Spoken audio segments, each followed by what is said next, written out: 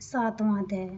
ऋषि बोले, तदंतर शुंभ की आज्ञानुसार चंड व मुंड चतुरंगिणी सेना तथा संपूर्ण हथियारों से सुसज्जित होकर चल दिए और हिमालय पर्वत पर पहुंचकर उन्होंने सिंह पर स्थित देवी को मंद मंद मुस्कुराते हुए देखा। तब वे असुर धनुष और तलवार लेकर देवी की तरफ उसे पकड़ने के लिए बढ़े। तब उन शत्रुओं को इस प्रकार आता देखकर अंबिका ने क्रोध किया तो भगवती का मुख श्याम वर्ण का हो गया। उनकी टेढ़ी भौहें और माथे की सिकुड़न से तत्क्षण ही उसमें से तलवार और पाश लिए चीते के चर्म की साड़ी तथा नरमुंडों की माला पहने हुए, विचित्र खड्ग धारण किए हुए, भयानक शुष्क शरीर, हड्डियों का ढांचा व अति लंबे शरीर वाली, जीभ को मुख से बाहर लपलपाते हुए भयंकर लाल लाल आंखें जो भीतर को धसी हुई थी, ऐसी भयंकर विकराल मुखी काली प्रकट हुई। उनके भयंकर शब्द से संपूर्ण दिशाएं गूंज उठी। वह देवी असुरों की सेना पर टूट पड़ी और असुरों का भक्षण करने लगी। पाशर्व रक्षक, अंकुशधारी महावत योद्धा और घंटा सहित हाथियों को एक हाथ से पकड़कर मुंह में डाल लेती थी। इस प्रकार घोड़े, रथ और युद्ध करने वाले सारथी समेत योद्धाओं को पकड़ पकड़ कर मुख में डालकर दांतों से चबाती जा रही थी। किसी के केशों को पकड़कर, किसी की गर्दन दबाकर, किसी को पैरों से कुचलकर, किसी को छाती से धक्का देकर मार दिया था।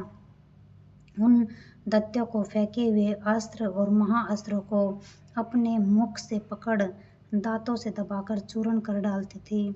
इस प्रकार दुष्ट आत्मा बड़े शरीर वाले असुरों की समस्त सेना में कितनों को तलवार से, कितनों को खट्वांग से मारा और कुछ दैत्यों को दांतों के अग्रभाग से मार डाला।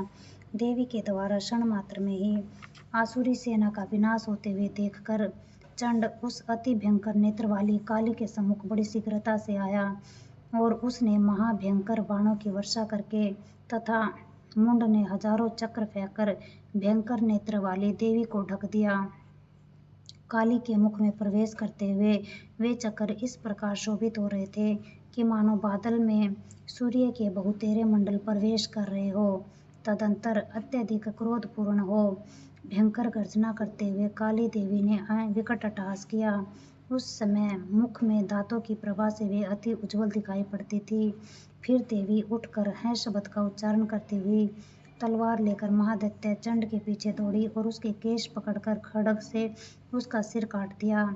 चंड को मरा हुआ देख मुंड भी देवी की तरफ दौड़ा तो कुपित हो देवी ने उसे तलवार से मारकर धरती पर डाल दिया।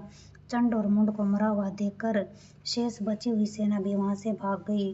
तत्पश्चात चंड और मुंड के सिर को लेकर काली देवी चंडिका देवी के समीप गई और विकट अट्टहास करके बोली, महापापी असुर, चंड मुंड को संग्राम में मैंने मार दिया।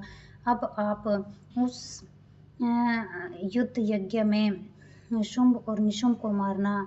ऋषि बोले, चंड और मुंड दोनों के सिरों को लाते हुए देख काली देवी से कल्याणकारिणी देवी मधुर शब्दों में बोली, हे देवी, तुम चंड और मुंड दोनों महाअसुरों को मारकर मेरे समीप ले आई हो। इस कारण आप संसार में चामुंडा देवी के नाम से विख्यात हो जाओगी। इति श्री मार्कंडेय पुराण के देवी महात्म्य में चंड मुंड वध नामक 7वां अध्याय समाप्त। जय मां दुर्गे, जय मां दुर्गे, जय मां दुर्गे।